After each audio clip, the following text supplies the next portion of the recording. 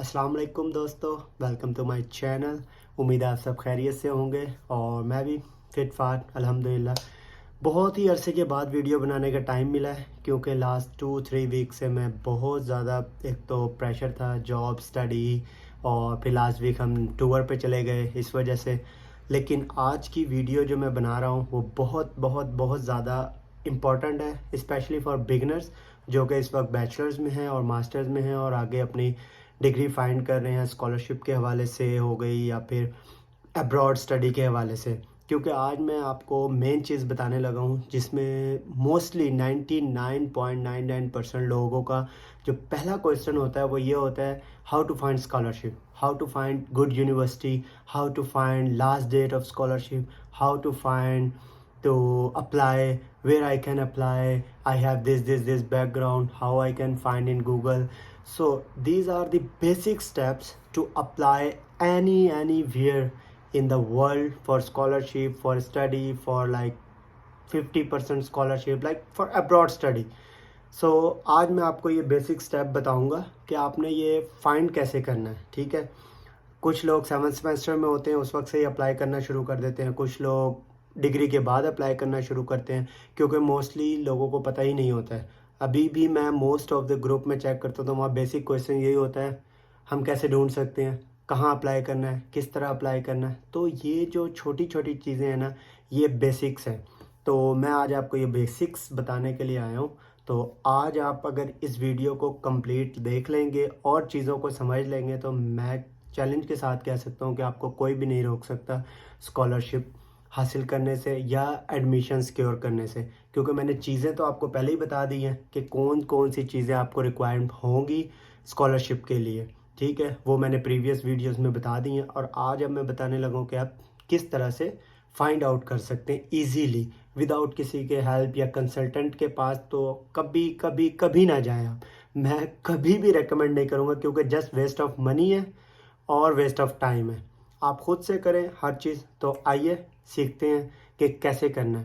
तो सबसे पहले मैं एक एग्जांपल से शुरू करूंगा। फॉर एग्जांपल मेरी स्टडी है फॉरेस्ट्री में, तो मैं आपको आज फॉरेस्ट्री से रिलेटेड ही अपने फास्ट स्पीड के साथ बताऊंगा ताकि आप अपनी फील्ड के हिसाब से बाद में सर्च कर सकते हैं। फॉर एग्जांपल मैं इस वक्त चेक रिपब्लिक में मास्टर्स कर रहा हूँ इन फॉरेस्ट्री डिग्री, तो वो मैंने कैसे फाइंड करना है। तो आइए चलें देखते हैं। तो सबसे पहले हमने लिख दिया जी एग्रीकल्चर यूनिवर्सिटीज़ इन चेक रिपब्लिक। ठीक है, तो जैसे ही आप ये सर्च करेंगे वहाँ पे एग्रीकल्चर यूनिवर्सिटीज़ की लिस्ट ओपन यहाँ हो जाएगी गूगल के ऊपर। तो आप चेक कर सकते हैं कि एग्रीकल्चर्स में कौन कौन सी यूनिवर्सिटीज़ हैं। तो जैसे मेरी स्पेशलाइजेशन फॉरेस्ट्री के अंदर है तो मैं यहाँ ये भी लिख सकता हूँ फॉरेस्ट्री यूनिवर्सिटीज़ इन चेक रिपब्लिक। तो यहाँ पे चेक रिपब्लिक की वेबसाइट ओपन हो जाएंगी। तो आप देख लेंगे कि फॉरेस्ट्री डिग्री में ये यूनिवर्सिटीज़ फॉरेस्ट्री डिग्री करवा रही है। तो उसके बाद आप किसी भी एक यूनिवर्सिटी को, फॉर एग्जांपल मैं चेक यूनिवर्सिटी ऑफ लाइफ साइंसेज में पढ़ रहा हूँ तो वहाँ की बात कर लेते हैं। आपने उस यूनिवर्सिटी को फॉर एग्जांपल देखा, ओके जी, आपने देख लिया कि ये यूनिवर्सिटी है। अब उस यूनिवर्सिटी में आपने अप्लाई कैसे करना है और उसकी लास्ट डेट क्या है, ये चीज़ें भी उधर ही मौजूद होती हैं। फॉर एग्ज़ाम्पल अब ये देखिए यहाँ पे आपने चूज़ किया जी स्टडी प्रोग्राम। स्टडी प्रोग्राम में आप चले गए, वहाँ आपने देखा जी मास्टर डिग्री प्रोग्राम आपने करनी है, मास्टर सेलेक्ट कर ली। और इसके बाद अब आपने देख लिया जी वो मास्टर प्रोग्राम हर फैकल्टी के अंदर करवा रहे हैं। आपने देखा जी मेरी फॉरेस्ट्री डिग्री है तो मैं फॉरेस्ट्री के हिसाब से मैंने चेक किया। अब मैंने देखा जी ये ट्रॉपिकल फॉरेस्ट्री है तो मैंने ट्रॉपिकल फॉरेस्ट्री पे क्लिक किया, इसको ओपन कर लिया। और अब आप यहाँ देखें बेसिक्स, सारी डिटेल्स यहाँ मौजूद हैं। फ़ीस कितनी है एनम पर एनम और इसकी लास्ट डेट्स क्या है, अप्लाई किस तरह करनी, ये सारी डिटेल्स और इसके बेनिफिट्स क्या हैं यहाँ पर मौजूद हैं बेसिक इन्फो के अंदर। और लिंक्स भी मौजूद हैं, आपने उस लिंक पर जाना है, वहाँ जाके अपना अकाउंट बनाना है और अप्लाई कर देना है। तो सारी यूनिवर्सिटीज़ का मैं गारंटी के साथ कह सकता हूँ कि यही तरीक़ाकार होता है जस्ट यूनिवर्सिटीज़ को ढूंढने का। फॉर एग्ज़ाम्पल अगर आप जर्मनी में देखना चाह रहे हैं या नीदरलैंड्स या कहीं भी, तो फॉर एग्ज़ाम्पल नीदरलैंड्स का देखना चाह रहे हैं, आपने लिख दिया जी एग्रीकल्चर यूनिवर्सिटीज़ इन नीदरलैंड्स। ठीक है। तो जैसे आपने नीदरलैंड्स का देखा तो वहाँ पे यूनिवर्सिटीज़ लिस्ट आ गई। फॉर एग्ज़ाम्पल आपने देखा जी वाकनिंगन यूनिवर्सिटीज़ जो है टॉप रैंक है इस वक्त, तो आपने उसको चूज़ किया। आपने देखना है जी अब इसके किस तरह से आपने अप्लाई करना है, डिग्री क्या है। आपने वाकनिंगन यूनिवर्सिटीज़ में चले गए, आपने वहाँ जाकर देखा जी मास्टर्स डिग्रीज़ पे आपने क्लिक किया। वहाँ आपने अपने हिसाब से सारी डिटेल्स चेक कर ली, जो जो आपको चीज़ें रिक्वायरमेंट्स हैं, ट्यूशन फ़ीस उसकी कितनी है, हाउसिंग का क्या हिसाब है, हर चीज़ आपको यहाँ ये देखें नज़र आ रहे होगा स्क्रीन के ऊपर। आपने ये चीज़ें देखी, आपने देखते साथ ही अपना अकाउंट बनाया उनकी वेबसाइट के ऊपर और अप्लाई कर दिया। तो इस तरह से आप कंप्लीट वर्ल्ड के अंदर इजीली अप्लाई कर सकते हैं। और ये छोटी छोटी चीज़ें हैं जो हर स्टूडेंट को चाहिए कि मैं कैसे अप्लाई करूं, कहाँ अप्लाई करूं, कब अप्लाई करूं। और बेसिक चीज़ जो है यूरोप के अंदर जो स्टडी एडमिशन होती है मोस्टली दिसंबर से लेकर जून, मोस्टली जून या अप्रैल तक मोस्टली एंड हो जाते हैं। जून में कुछ यूनिवर्सिटीज़ होती हैं जो एडमिशन्स रिक्वायर करती हैं जून और जुलाई मिड तक। वो सम टाइम होता है फेब इनटेक का और सब टाइम होता है दिसंबर इनटेक के लिए, तो डिफरेंट होते हैं।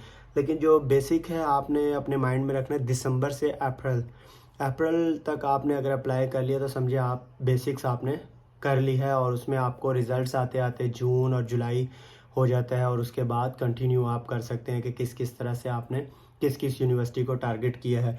और हाँ, सबसे मेन चीज़ आपने लिस्ट बना लेनी है कि आपने किस किस यूनिवर्सिटी में अप्लाई किया है, उसकी लास्ट डेट क्या थी और उनका रिज़ल्ट्स आउट कब होगा। और किसी भी कंट्री में अप्लाई करने से पहले एटलीस्ट उस कंट्री के 3 यूनिवर्सिटीज़ को आपने देखना है कि उसके क्या रिक्वायरमेंट्स हैं, एडमिशन रिक्वायरमेंट्स क्या हैं। और 3 में अगर आप नहीं अप्लाई कर रहे हैं तो एटलीस्ट यूरोप के अंदर, या अगर आप किसी एक कंट्री को टारगेट कर रहे हैं फॉर एग्जांपल जर्मनी को, तो जर्मनी के अंदर एटलीस्ट 3 यूनिवर्सिटीज़ में अप्लाई करें।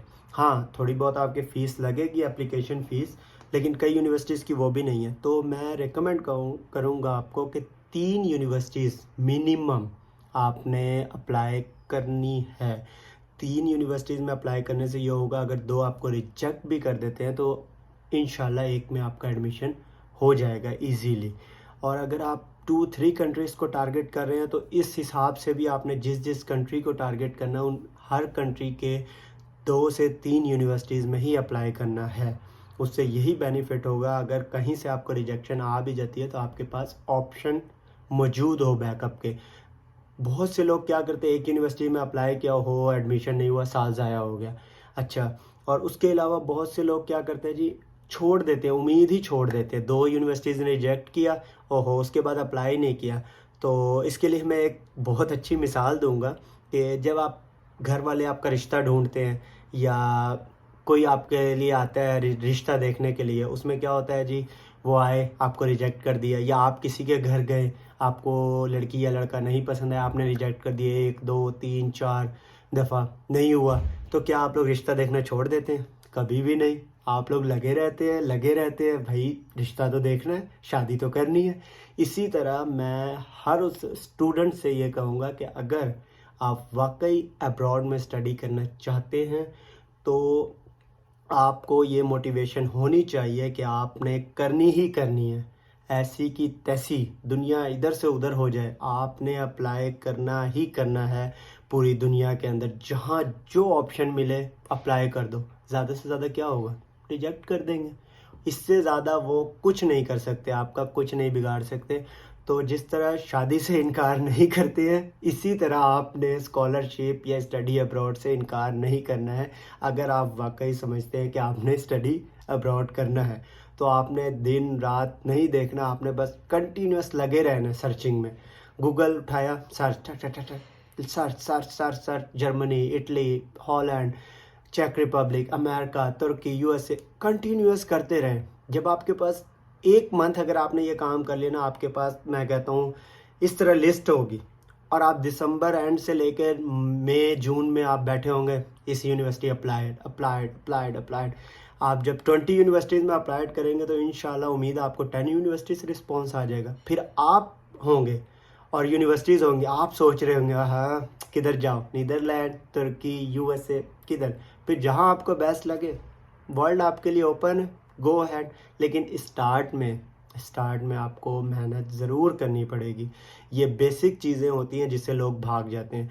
जब कोई आपको कहता है ना कि यार गूगल पे ये चीज़ सर्च करो, आप कहते हो ओहो टाइम वेस्ट हो रहा है, डायरेक्टली बता दो।